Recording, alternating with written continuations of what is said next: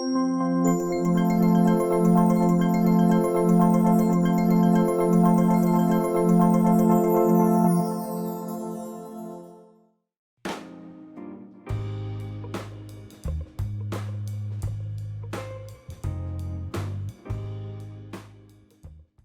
bienvenidos y bienvenidas todas y todos a este primer programa de Inventario. Es el podcast que está haciendo Chiapas Paralelo. Mi nombre es Andrés Domínguez, soy reportero de Chiapas Paralelo. Y en este primer programa y en el marco de los 15 años del fallecimiento de la conocida como Comandanta Ramona, pues vamos a hablar un poco sobre este tema, pero primero vamos a hablar de forma muy puntual qué es Inventario. Inventario, pues es el nombre del podcast que hemos decidido ponerle, donde se van a hablar de temas históricos, medioambientales y sociales, y en lo particular algunos que otros temas que sean de interés, porque justamente nace de un interés personal sobre conocer diferentes temas, como lo he mencionado, que en lo particular se me hacen de mucho valor y que tal vez en estos nuevos formatos de podcast pues puedan perdurar un poco más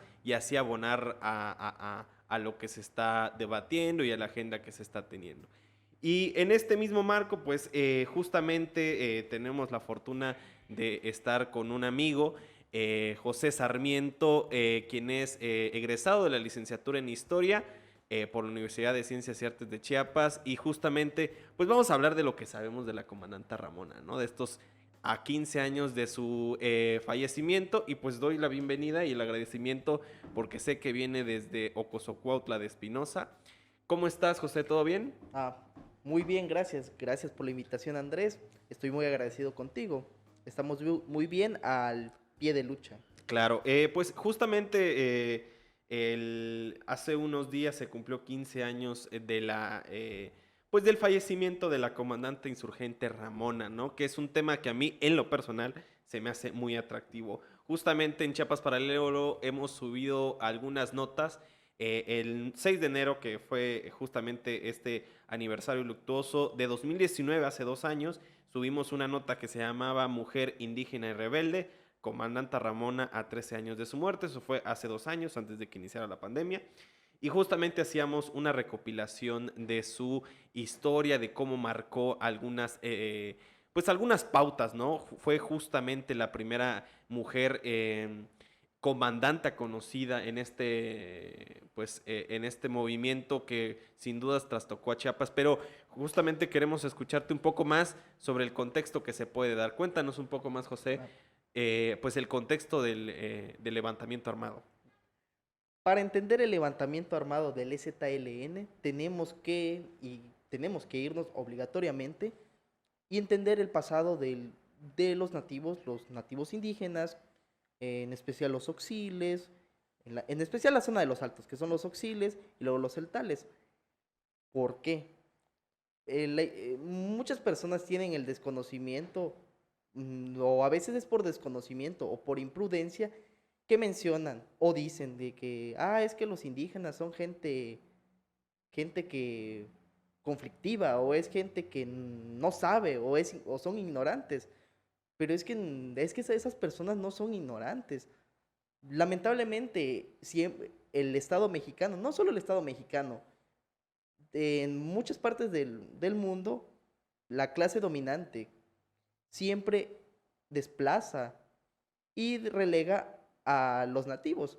En el caso en el caso de Chiapas o el sureste mexicano, como Guerrero, Oaxaca, los nativos americanos, bueno, los mesoamericanos, siempre han estado rezagados, incomunicados, pero estos planes o estas estrategias de los gobiernos estatales o nacionales de hace más de 40, 50 años nunca han, o nunca se han preocupado o no han entendido las necesidades de estas comunidades.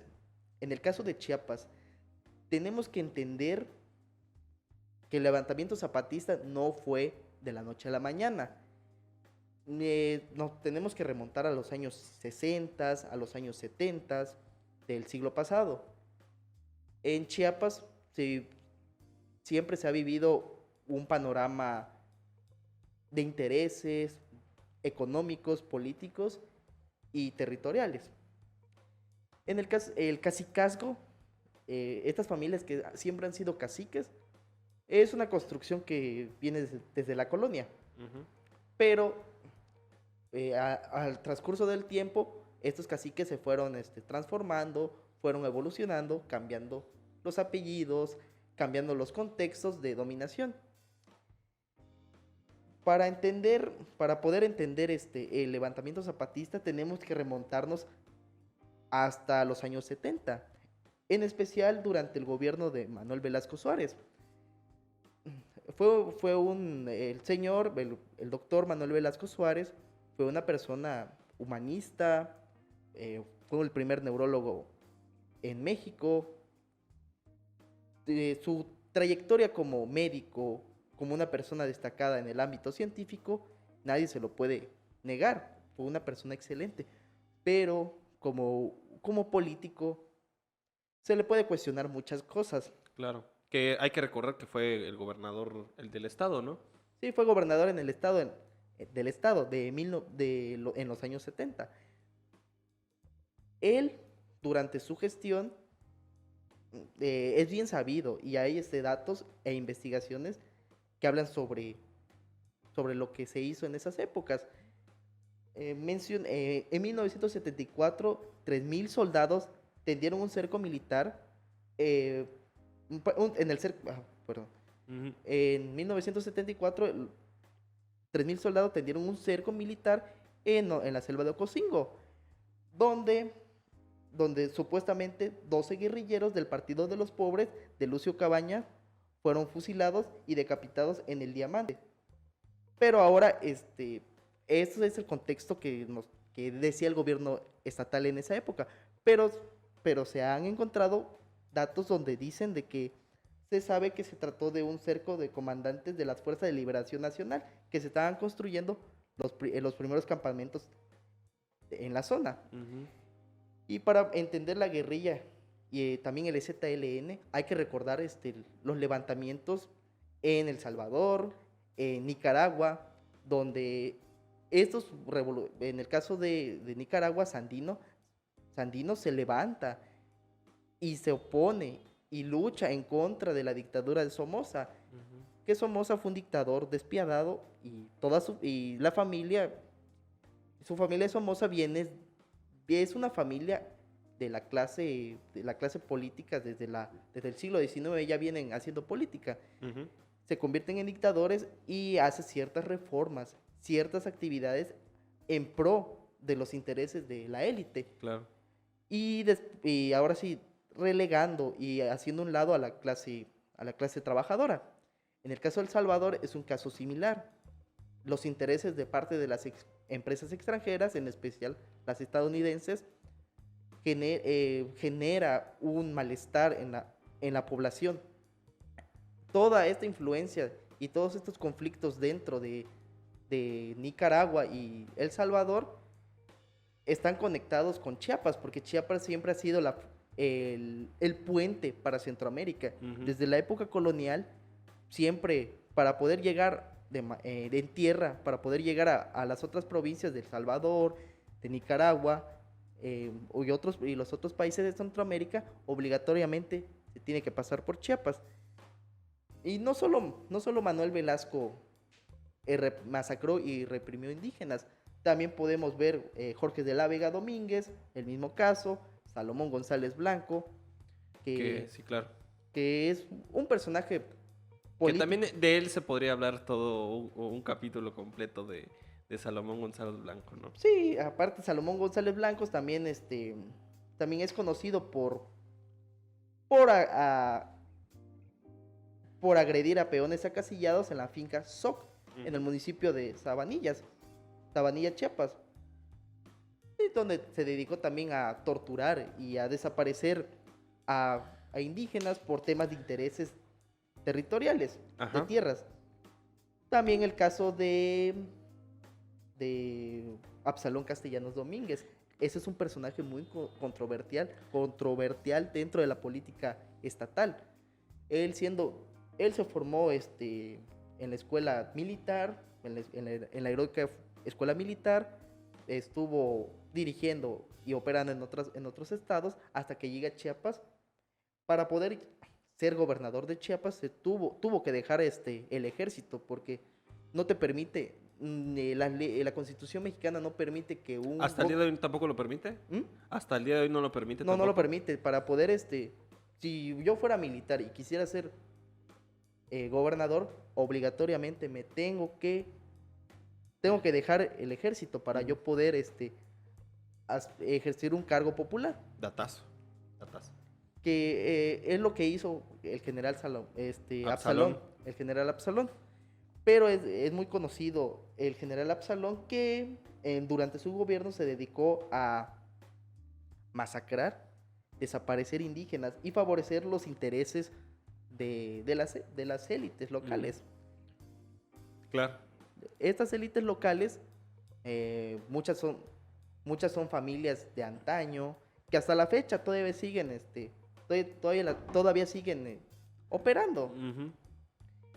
Y poco a poco los oprimidos, la clase indígena, la clase nativa, se fueron dando cuenta de las condiciones y se fueron informando también de que ya basta de estos abusos por parte del gobierno. Aunque estos nativos se quejaban con las instituciones gubernamentales, pero nunca hacían caso omiso las instituciones estatales de la época. Que hasta la fecha todavía hay instituciones que dan carpetazo o no le prestan el interés para poder atender las problemáticas de muchos pueblos.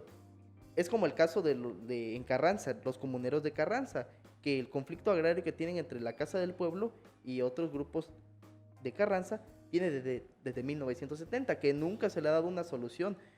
Bueno, también pensar en Chenaló y Chalchihuitán, o sea, Chenaló y Aldama, que también se están peleando, pues al final de cuentas surgen de conflictos agrarios, ¿no?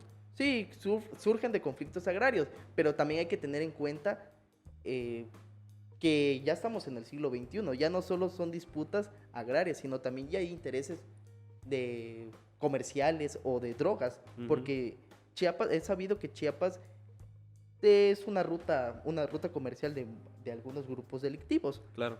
Y lamentablemente estos grupos delictivos se han podido infiltrar en muchas partes del estado. Claro. Y han nacido grupos paramilitares donde desplazan a esta gente. Claro, que eso es como ya lo siguiente pensando rumbo al levantamiento armado, ¿no?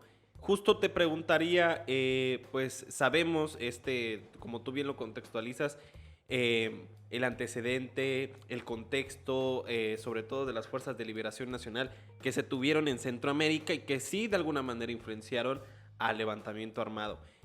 Cabe señalar que, bueno, nuestro compañero Isaín Mandujano y Ángeles Mariscal siempre han dado una cobertura y conocen muy bien el contexto del surgimiento armado y seguramente muchos periodistas también.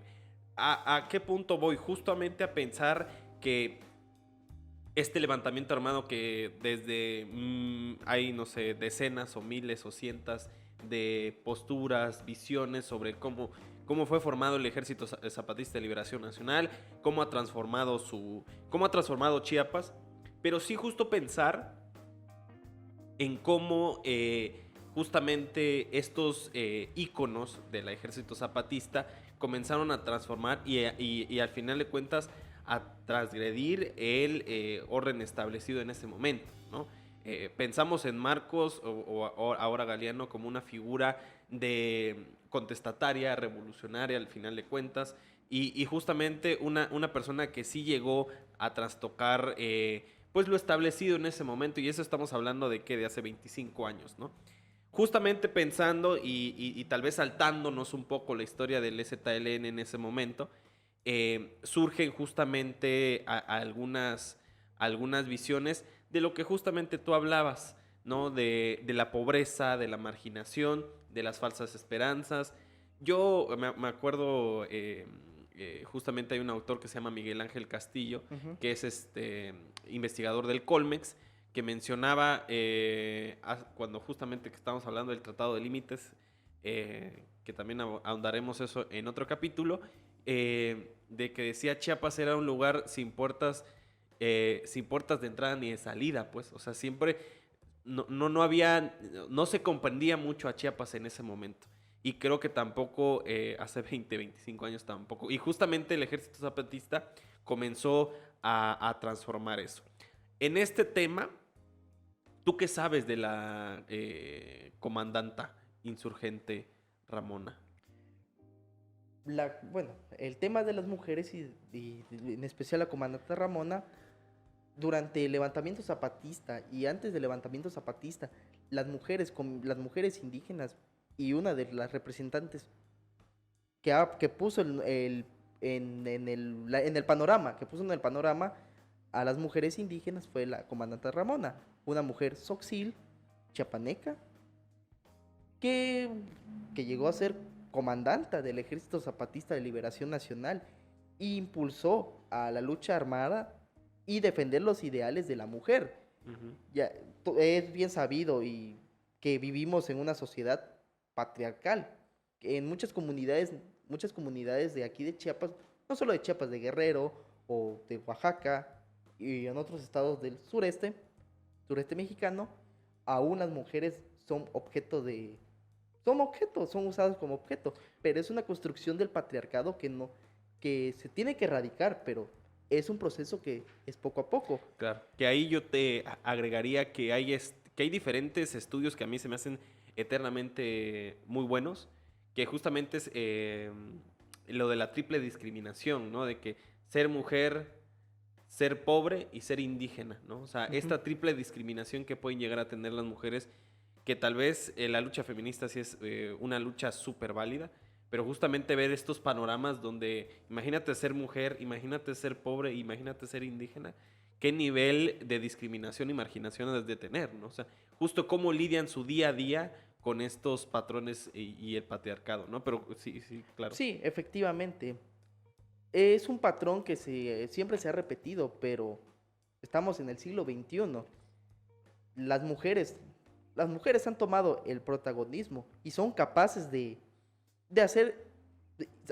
sacar el trabajo y sacar adelante a la familia, no solo a la familia, sino también en el ámbito laboral. Tienen la capacidad de trascender. Incluso pueden llegar a cargos de elección popular y dejar en claro de que sí se puede hacer las cosas bien. Pero lamentablemente todavía vivimos en una sociedad machista donde con qué trabajo y gracias a la lucha de las compañeras y las mujeres feministas, poco a poco se ha logrado que las mujeres tengan más voz, tengan más respeto hacia ellas. Pero también en épocas de pandemia, muchas mujeres fueron violentadas física y sexualmente. Claro. Y es un tema que nadie lo habla. Uh-huh. Y en el caso de las mujeres indígenas, es un tema complejo donde no tienen voz, a veces no tienen voto, o desconocen el idioma español, el idioma de los mestizos como nosotros, los mexicanos promedio, que desconocen de muchas cosas. Incluso cuando hay problemáticas, llegan a acusar a las personas de los pueblos nativos, a sentenciarlos con una pena injusta, uh-huh, o inculparlos por un crimen que no cometieron. Claro. En el caso de las mujeres en Chiapas, muchas de estas mujeres de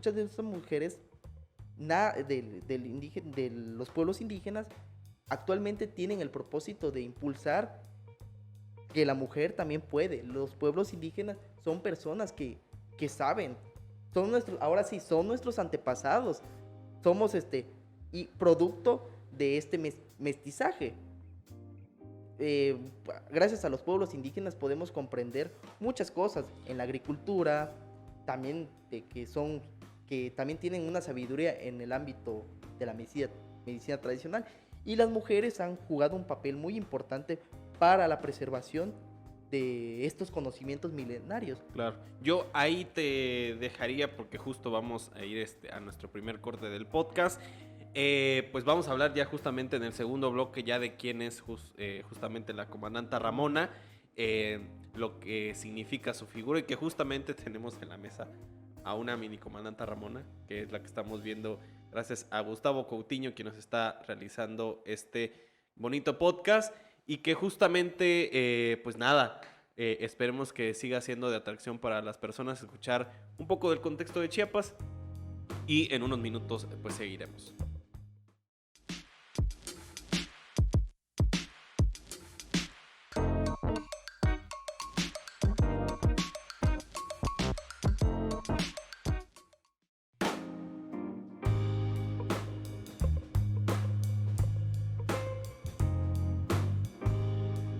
Entre los jefes indígenas de la rebelión hay una mujer pequeña, de por sí pequeña entre las pequeñas. En rostro amordazado en negro logra dejar libres los ojos y algunos cabellos que guardan la nuca. En la mirada el brillo de quien busca una escopeta recortada, calibre 12, terciada a la espalda, Enlace Zapatista 2003. Pues esas fueron palabras de Enlace Zapatista justo hacia la descripción a la comandanta Ramona cuando la recordaba hace 2 años. Hay que recordar que la comandante insurgente Ramona era una indígena tzotzil, como bien ya nos recordaba José, nacida en San Andrés Larrainzar, que eso nos quedaremos en el tercer bloque porque justo ya fui a San Andrés a preguntar por ella y algunos datos ahí que logré rescatar. Fue la primera mujer comandanta del Ejército Zapatista de Liberación Nacional que se da a conocer públicamente, eso es bien importante, según lo señala Márgara Milán.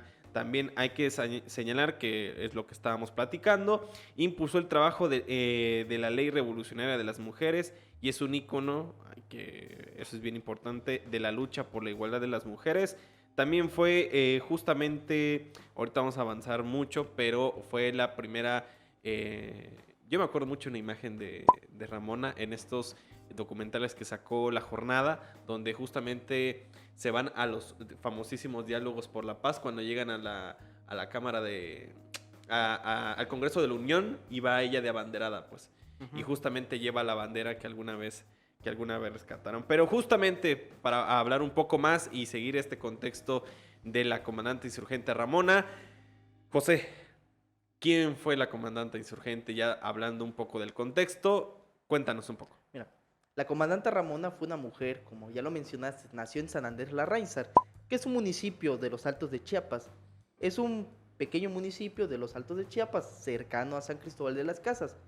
Una mujer analfabeta, que, dadas las condiciones de la región, y no solo en el caso de la comandante Ramona, sino de muchas mujeres que por las cuestiones ahora sí del pueblo, o a veces no políticas, sino económicas y socialmente, no pueden a veces asistir a la escuela, porque en las comunidades las mujeres siempre están en casa, no trascienden a otros puestos o a otras áreas de trabajo que son mal vistas. Por ejemplo, si una mujer esté trabajando o se dedique a otra cosa, como en el caso de los hombres, que en muchas comunidades es mal visto de que que los hombres se dediquen a la alfarería o al bordado.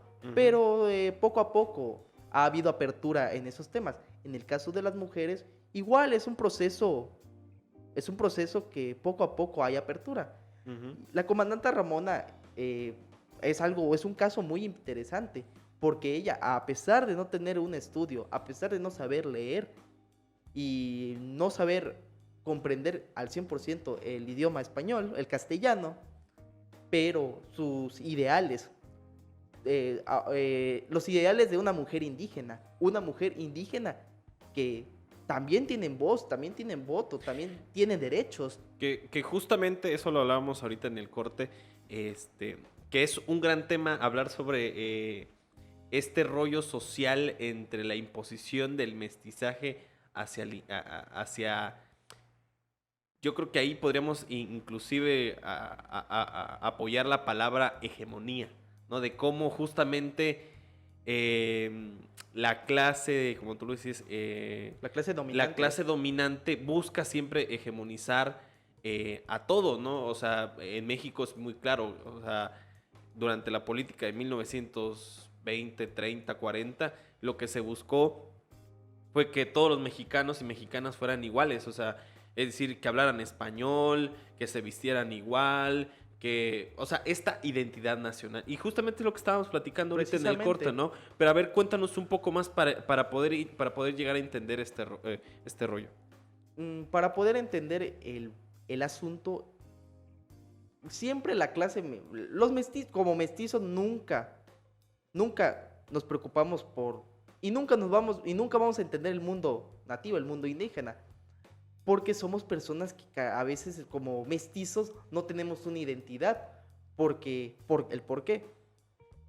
Siempre como mestizos tenemos un pariente o un familiar que es extranjero, que a veces nos damos, aunque seamos de piel oscura, pero siempre queremos resaltar de que, es que mi abuelo fue español, o fue francés, o tuvo otra nacionalidad, pero siempre rechazamos nuestro pasado indígena, aunque tengamos rasgos muy marcados de que pertenecemos a una comunidad, pero tratas de borrar o querer olvidar esa parte. Y que yo ahí justo hablaría un poco de tal vez no tratar de forma consciente, pero ahí platicaríamos mucho de diferentes cuestiones, pero hasta inclusive cuestiones históricas, ¿no? De que justamente cómo la figura construida socialmente del indígena es justamente a esa persona orillada como analfabeta, pobre, ignorante, y justamente yo soy, no sé, siempre me conflictúa mucho cuando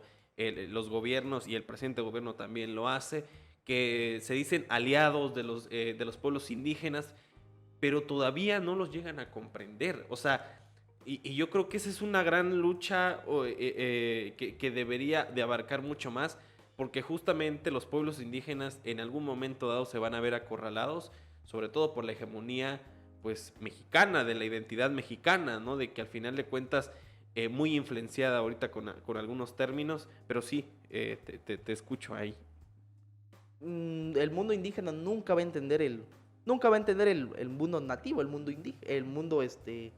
indígena no va a entender, nunca entiende al mestizo, ni el mestizo nunca va a entender el mundo indígena, aunque el mundo indígena, los nativos, ellos tienen una propia identidad.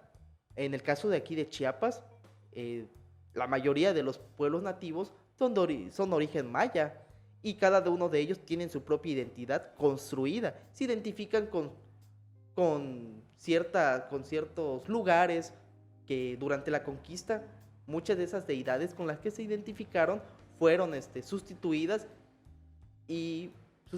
por santos, y generaron un sincretismo cultural donde con ciertos ritos, ciertas adoraciones de que hacían antes de la conquista, ahora con un santo, donde muchos hablan, es que las comunidades indígenas o los nativos hacían sacrificios, pero es una idea que han vendido los españoles, que lo fueron vendiendo los españoles, y esos españoles dijeron, es que en todos los pueblos son agresivos, pero no. En el caso de los mexicas, ellos sí se dedicaron a los sacrificios. En cambio, en el caso de los mayas, su sistema religioso era muy distinto. Claro. Pero el mundo nativo, antes de la conquista, era muy respetuosa con la naturaleza. Durante la conquista, todo este conocimiento poco a poco se fue perdiendo por la dominación de los intereses de la corona española. Claro. Pero lo poco que se pudo rescatar, actualmente las comunidades indígenas, las mujeres siguen impulsando el respeto hacia sus propiedades, hacia sus tierras, que ancestralmente ellos son propietarios de muchas extensiones de tierras que durante la colonia, el siglo XIX, el siglo XX, fueron despojadas de sus propias propiedades. Las mujeres juegan un papel muy importante. La comandante Ramona fue la voz de estas mujeres que fueron silenciadas por mucho tiempo, a pesar de no tener como lo clásico, primaria, secundaria, una carrera universitaria, pero sus ideales. Y el promover que también las mujeres indígenas son capaces de hacer cosas y Sí. transformar. Yo ahí te agregaría justamente, yo creo que el gran distintivo de la comandante Ramona para los que yo no la llegué a conocer obviamente, pero sí identificada en la lucha físicamente fue su estatura, ¿no? De que entre el comandante, entre los demás comandantes, entre la misma gente, entre extranjeros que eran periodistas, otros que apoyaban, la comandante Ramón era la más chiquita, ¿no? Y que justamente por eso iniciaba con esta frase de enlace zapatista, inclusive esta investigadora que te comento, que aquí tengo el nombre, que es Márgara Milán, mencionaba, y aquí te digo, su figura pequeñita, resaltada por el pasamontañas que la hace otra, contrasta con las decenas de mujeres indígenas que se intercalan con extranjeros y mexicanos para formar los cinturones de paz. Esta figura se convierte casi de inmediato en artesanía hecha por las mujeres chamulas, inundando el mercado de San Cristóbal de las Casas. Yo justamente tengo una atracción, un interés muy marcado por la comandante Ramona, porque justamente es esta figura irruptiva.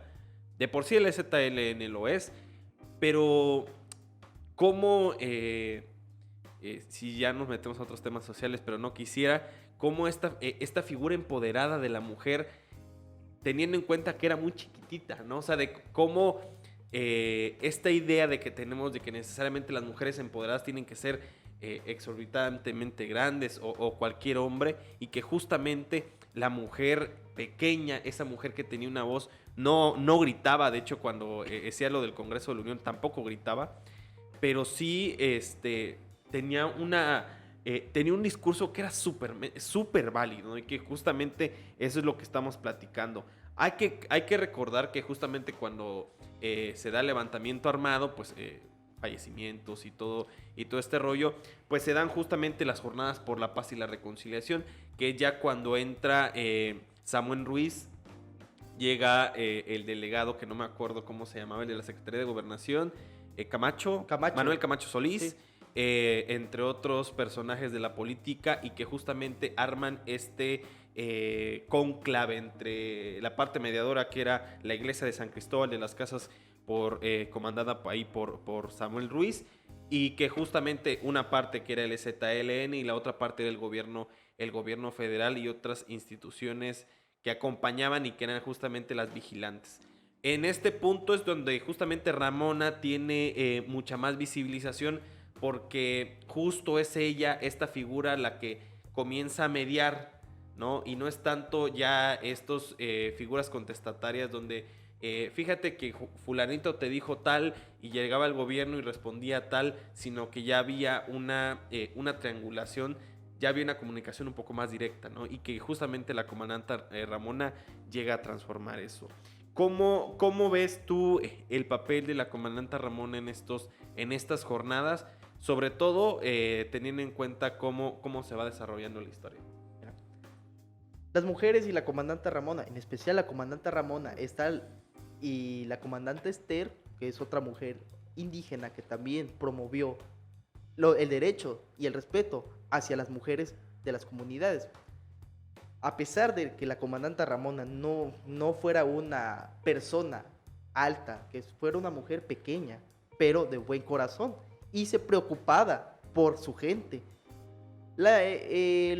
Muchas personas hacen críticas o crean una idea de que la mujer perfecta tiene que tener ciertos rasgos físicos, pero esta es una construcción también de la industria de la moda, de que ha estereotipado a las mujeres, donde te tratan de vender una mujer con ciertos rasgos físicos muy estilizados, pero en el caso de las comunidades nativas, la belleza de las mujeres se puede distinguir de diferente forma, se puede ver de diferente forma. No es lo mismo reconocer la belleza de una persona del extranjero, nosotros como mexicanos o chiapanecos, que reconocemos la belleza de una extranjera, a que los extranjeros reconozcan una belleza de un nativo, porque es un fenómeno que pasa en los países, de que los extranjeros aprecian la belleza de las mujeres o de los hombres aquí en México. Claro, que teniendo en cuenta, y ahí nos detenemos un poquito, justamente en pensar cómo son los rasgos característicos de las mujeres en los altos. Yo me pongo a pensar que justo la gran mayoría son personas de muy baja estatura. O Que de por estatura sí, promedio. ajá, que de por sí en Chiapas pues tampoco somos tan altos comparados con, por ejemplo, con personas del norte, ¿no? Ni tampoco Oaxaca somos personas de estatura baja o promedio, Tabasco. Claro. Entonces, por ejemplo, en esta zona de los altos, justamente una piel muy morena, ¿no?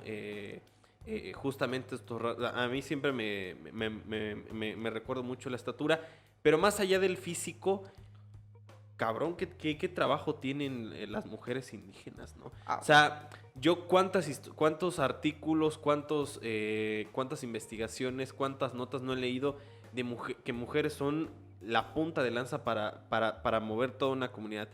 Yo me acuerdo mucho sobre el tema del agua, que justamente cuando vinieron a hablar personas sobre el tema de la Coca-Cola en San Cristóbal, había una investigación que hablaba de cómo la mujer indígena era la encargada de proveer agua a básicamente a toda una familia. Y mencionaba que caminaba 2 o 3 horas a la toma de agua más cercana y ella misma se la llevaba. Y si no existía esa figura de mujer, pues no existía el agua. Entonces por eso era importante el papel de las mujeres y que justamente es lo que podemos contrastar con pues en otros fenómenos. Es decir, la mujer indígena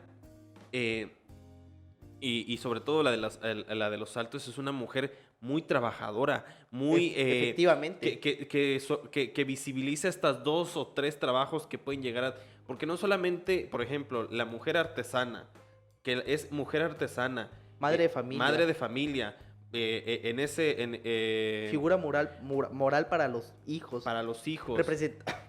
Representante también de las comunidades, que también las mujeres pueden sacar adelante a una familia, Ujú. porque se ha visto y hay ejemplos claros de que el hombre, que te venden una idea que el hombre es el hombre macho, que es el hombre de la casa. Las ideas patriarcales, Y todas sí. esas ideas patriarcales que la sociedad ha establecido y que en las comunidades lamentablemente todavía se sigue dando.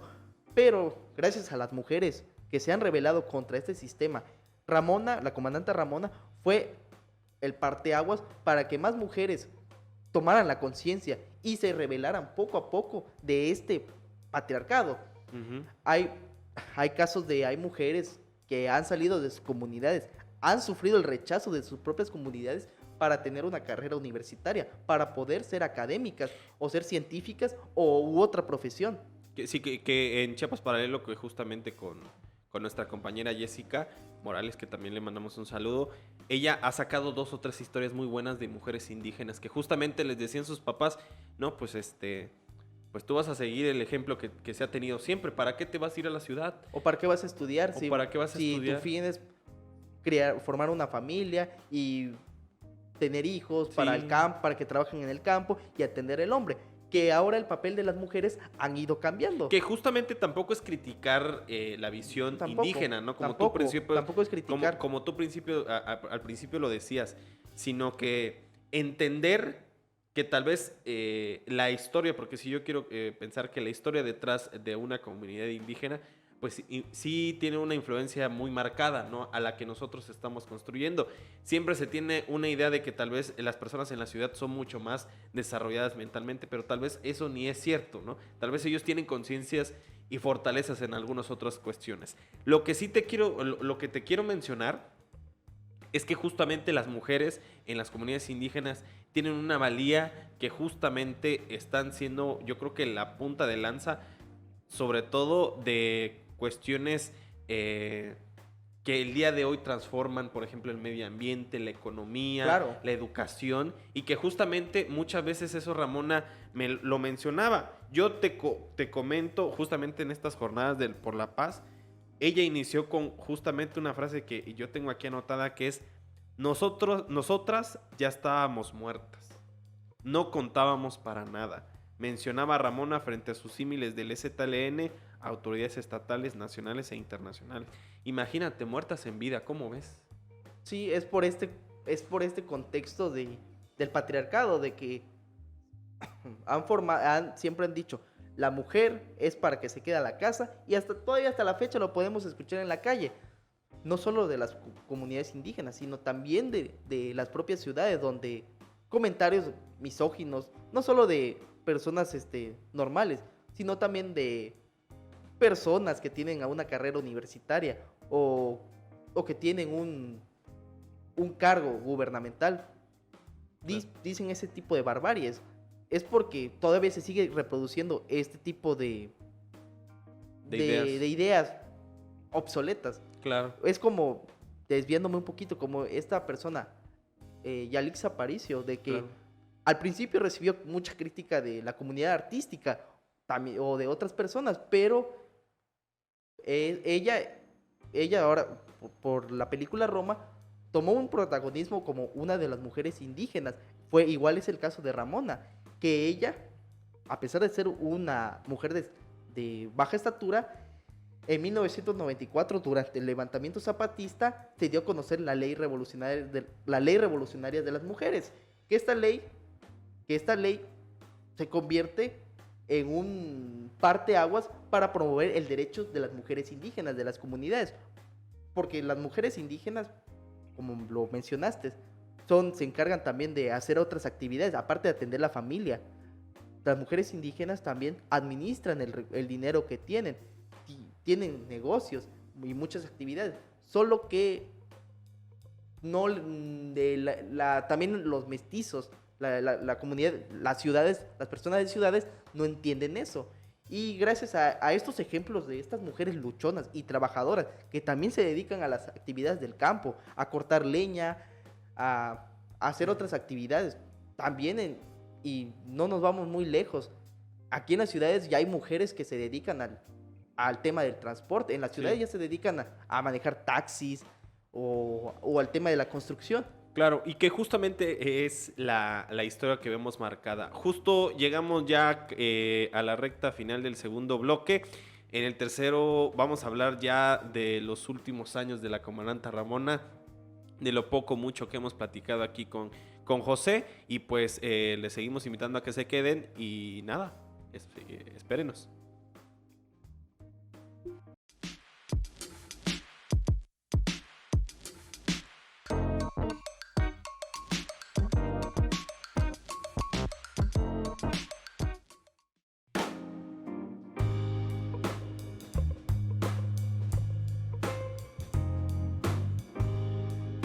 Y bueno, regresamos justamente al tercer y último bloque, que estamos hablando de la comandante insurgente Ramona, con aquí nuestro amigo José. Justamente yo creo que parece prudente que podamos hacer una aclaración, pues somos personas que nacimos, bueno, yo nací en el 95, seguramente tú naciste. Yo en el 98. Que somos personas que nos interesa la historia y que conocemos y que nos apasiona conocer un poco más de la historia, y que justamente pues tampoco conocemos todos los contextos, conocemos todos los libros, conocemos toda la historia, pero sí nos ha interesado conocer cierto tipo de historias, entre ellos los de la comandante Ramona. ¿Por qué es importante? Porque seguramente va a haber personas que sepan un poco más que nosotros y que de repente nos digan, no, pues deberían de haber hablado de este tipo de cuestiones y ta. Lo que sí es importante decir que lo hacemos pues con el debido respeto que tenemos, y que justamente lo hacemos con el fin de que pues las personas que lo lleguen a buscar, que lo lleguen a escuchar este podcast, es contagiar, y que justamente las personas se interesen un poco más en la comandanta o en la historia del ejército zapatista, y que justo lo hacemos desde nuestro mucho conocimiento que tengamos, ¿no? Justamente ya habiendo aclarado eso, nos vamos a una nota que yo justamente hice, déjame te digo, la hice justamente el año pasado, y se llama Aquí descansa la comandanta Ramona. Justamente me fui a San Andrés Larrainzar, que justamente me encanta porque cuando llegas a San Andrés te dicen Larrainzar es todo el municipio, San Andrés es la cabecera. Entonces siempre te aclaran eso, ¿no? De que Larrainzar es todo el municipio, pero San Andrés es la cabecera municipal. Que antes así se llamaba, San Andrés Larrainzar era todo el municipio. Uh-huh. Por en en los años 30, durante el gobierno de Victorio Hugo Grajales, le quitó con este problema de la guerra cristera y el contexto de la erradicación de que querían erradicar ciertas costumbres del catolicismo y la quema de santos, que se le conoce aquí como la quema de santos. Victorio Hugo Grajales, por decreto de Victorio Hugo Grajales, se le quita el nombre de los santos a muchos municipios. En el caso de San Andrés Larráinzar, le quitan el nombre de San Andrés y lo dejan en Larráinzar, que actualmente todavía se sigue conservando solo exclusivamente la cabecera como San Andrés, pero el municipio es Larráinzar, o popularmente lo conocemos como San Andrés Larráinzar. Que justamente ese es un datazo, ¿sabes por qué? Porque de ahí nace la famosísima fiesta de enero de Chiapa de Corzo. Sí. Eso me lo explicó, que en paz descanse, don José Luis Castro Aguilar, que me explicaba, el cronista me decía, pues tú sabes por qué nació. Bueno, nos estamos desviando un poco, pero también vale la pena. Pero es algo muy importante. Vale la pena que justamente me decían que la fiesta de enero de Chiapa de Corzo, que es creo que la más importante que tiene Chiapas, justamente nace por este decreto en la llamada quema de los santos. Entonces los 3 santos que están allá, que es el Señor de Esquipulas, San Sebastián Mártir y San Sebastián Chico, creo es el grande y el chico, o el viejo o el grande, no sé, pero ahí me ayudarán los compañeros de allá de Chiapa de Corzo. Y que justamente las familias los escondían y de ahí nace la tradición. Pero bueno, justamente ese es un datazo. Pero justamente vamos a terminar de hablar porque no nos va a alcanzar el tiempo seguramente. Pero te comentaba que me fui a San Andrés Larráinzar con mi amigo también Roberto Ortiz, que es un fotógrafo justamente de Chiapas Paralelo, a buscar la famosísima tumba de la comandanta Ramona. Y que antes de terminar, hay que señalar que en 1996 se van a las jornadas y que justamente Ramona va de abanderada con un grupo hacia el Congreso de la Unión para exponer justamente las quejas del Ejército Zapatista de Liberación Nacional. Cabe señalar que hay un rumor que más que rumor yo creo que es una verdad, en la que justamente mencionan que Ramona se va a la Ciudad de México porque justamente tenía problemas de salud muy graves. Claro.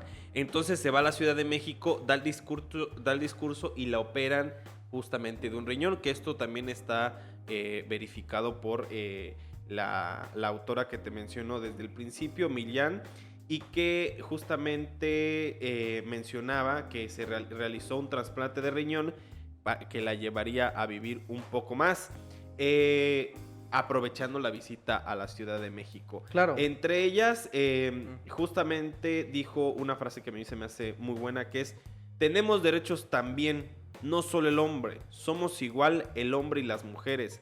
Hay campesinos que enamoran a mujeres muy chiquitas de 15 u 8 años.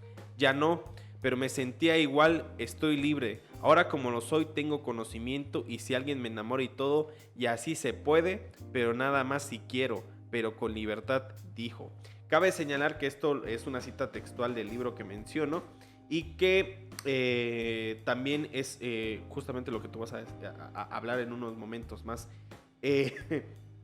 Ramona, de lo que yo escuchaba y de lo que fui a atestiguar con la gente de allá de San Andrés, es que era una mujer pequeña de estatura y que nunca se casó, ¿no? De que ella trató de irrumpir el patrón que tuvo en su familia. Me mencionaba una fuente que tenía en San Andrés que de toda su familia ella fue la única que no se casó, de que no tuvo un esposo y que murió justamente de una forma muy icónica, pero ahorita llegaremos a eso. No sé qué tú nos podrías agregar un poco más, José. Efectivamente, la comandante Ramona es un pilar y es una mujer luchadora. Ella impulsó la ley revolucionaria de las mujeres. Le voy a leer un pequeño extracto de esta ley revolucionaria. Ajá.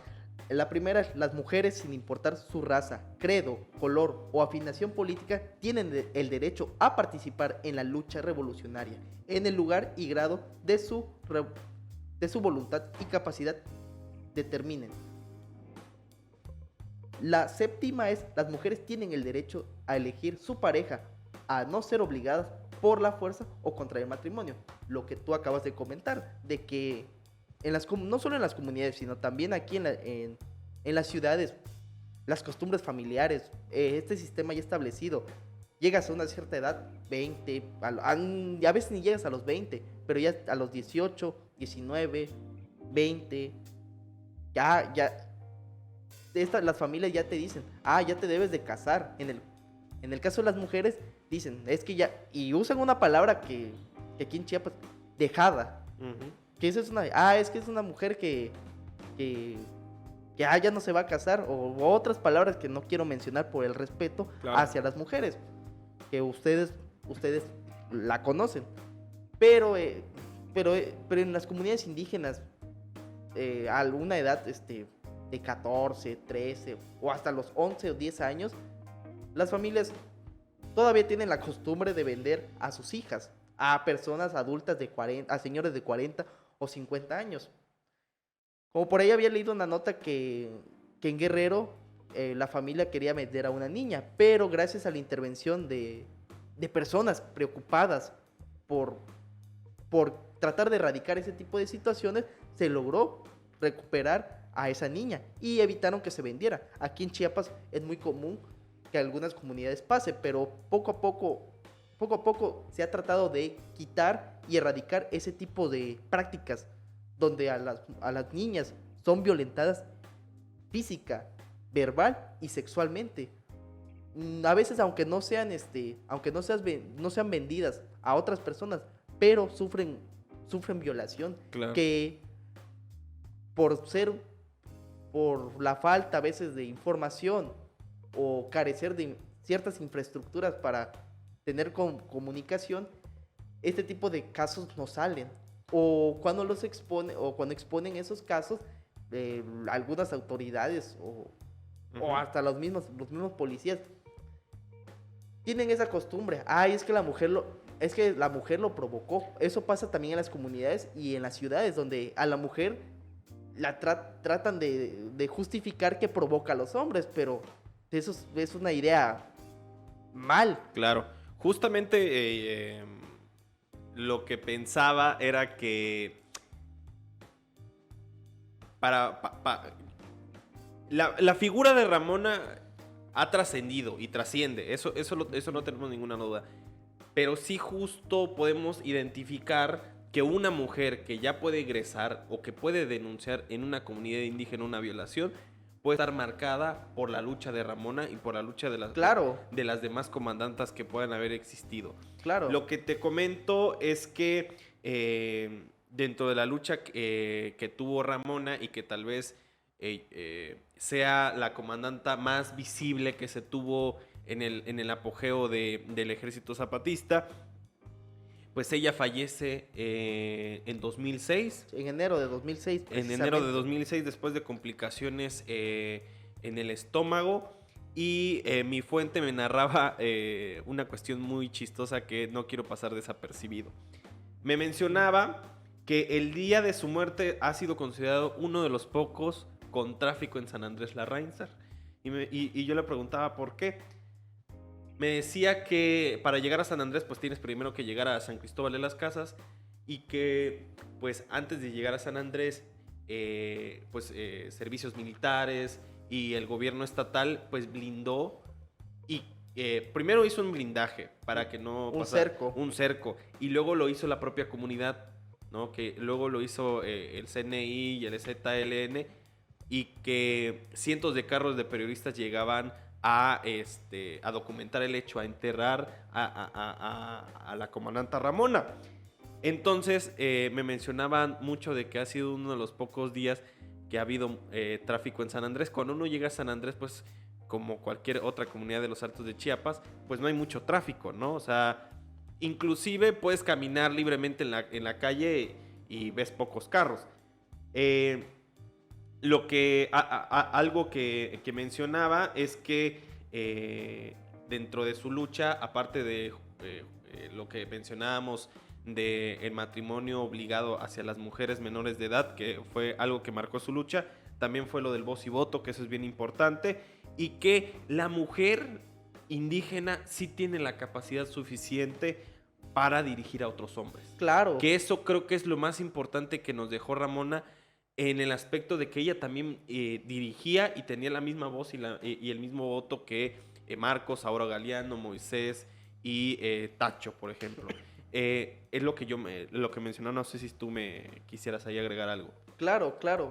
La comandante Ramona fue el parteaguas para que fue una mujer clave para que muchas mujeres de muchas comunidades de México pudieran poco a poco ocupar o representar a su propia comunidad. En el caso de Oaxaca, el matriarcado en Juchitán, que las mujeres toman un papel importante en la sociedad, donde toman decisiones importantes, donde los hombres no meten ahí los asuntos porque saben de que, no, es gracias a las mujeres, y lo reconocen.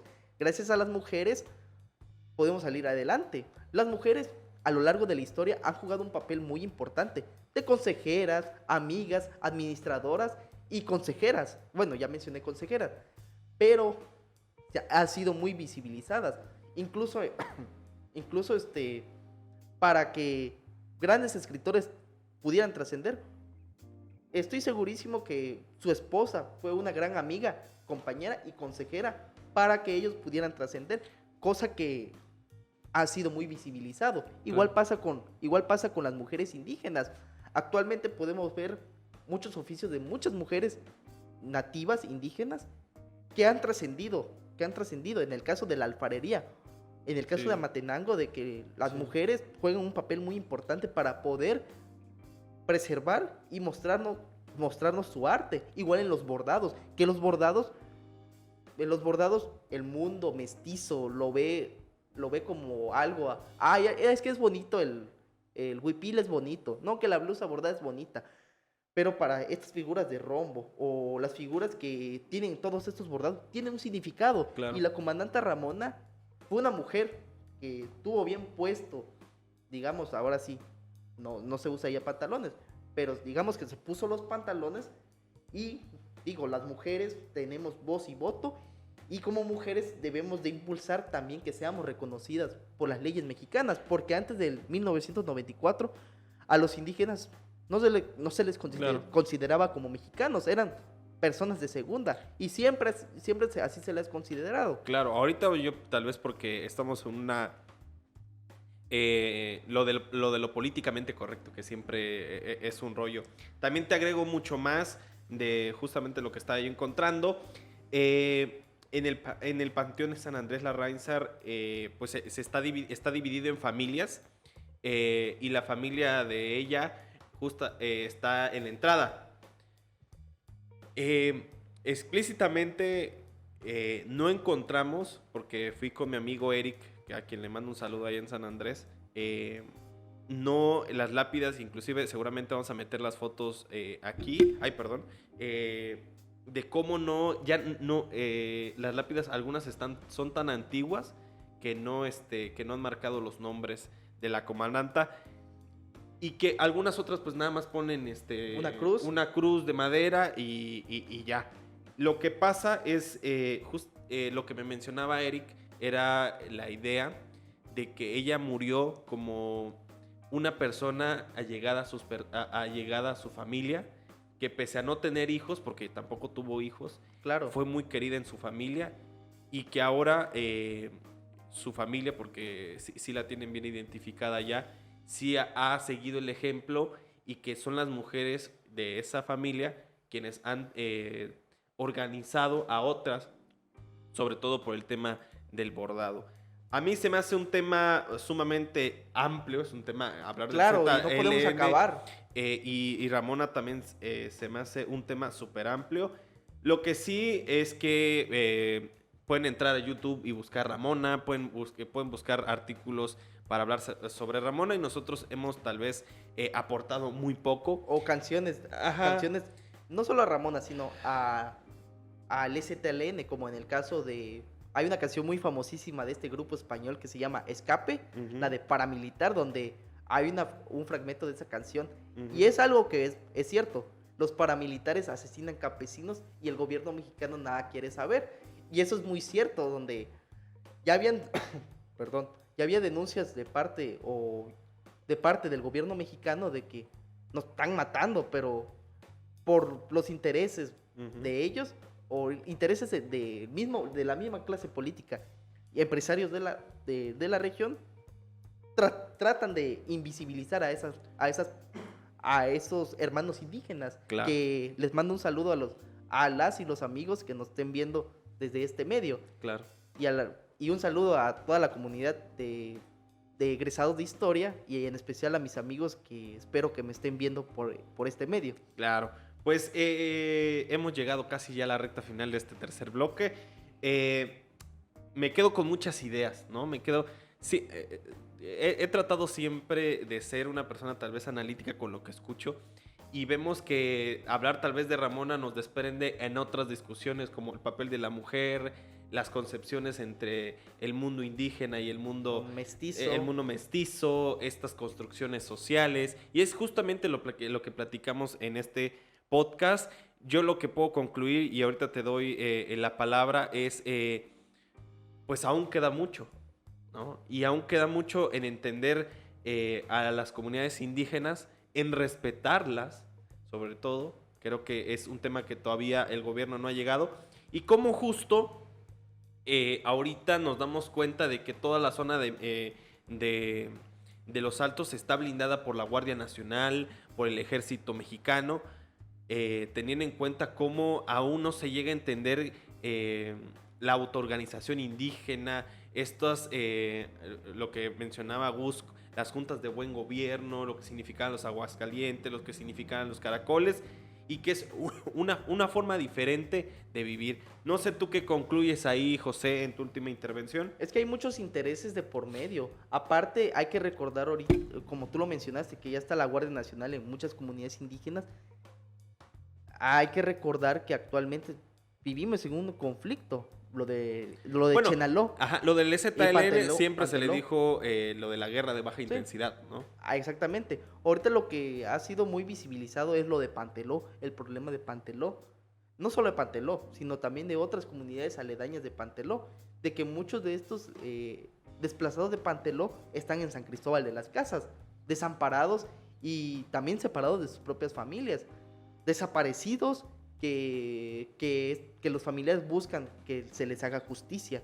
Y así hay muchos casos de muchas personas que fueron desaparecidas por intereses o peligraban o porque era un peligro para ciertos grupos de poderes también. Uh-huh. Pues justamente ya estamos en la recta final. Nada más agregaría que les agradezco infinitamente a mis compañeros, a Gustavo Coutinho, a José Domingo, y sobre todo a Chiapas Paralelo, quien ha confiado mucho en este proyecto. Y los invitamos a compartir. Esto se va a subir en la plataforma de YouTube de Chiapas Paralelo. Se va a subir una versión corta en Facebook. Y a mí me pueden encontrar como Andrés Reportero en Twitter y en Instagram, que es donde estoy más activo. En Facebook no tanto. José, que justamente hablando ya de cómo nos conocimos, en Twitter es un ávido, comparte muchas cosas históricas que de ahí he aprendido y yo le doy retweet casi siempre. No sé si te quieres dar esa red.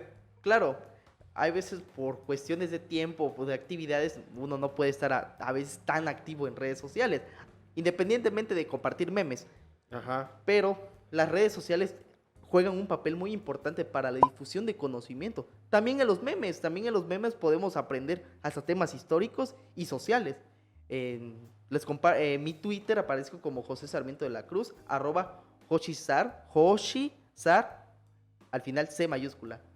Y en Facebook me pueden encontrar como José Sarmiento de la Cruz. Ok, pues muy bien, pues te agradezco infinitamente, agradezco a Gustavo quien nos está ayudando mucho con los controles técnicos y nada, este es el primer episodio y esperemos que sean muchos más y esperemos también que la gente nos pida algunos temas históricos, medioambientales y tal vez algunos sociales en los que podamos coincidir y nos vamos, Gus, te agradezco y pues esto fue el primer episodio de Inventario, muchas gracias. Yo lo vi solita, me desperté poco a poco así, y luego, como lo vi, hay muchos pobreza. No hay buena casa. No hay nada de dinero para comprar que queremos. No hay ropa, tenemos nada. Solo estamos como explotados. Todos los campesinos así vivimos. Todas las mujeres así vivimos. Antes yo era chiquita, vendemos los gallinas o huevos así. Los jalan, lo quieren en su regalo así, no pagan. Cállate, indio, nada más dijo los mestizos.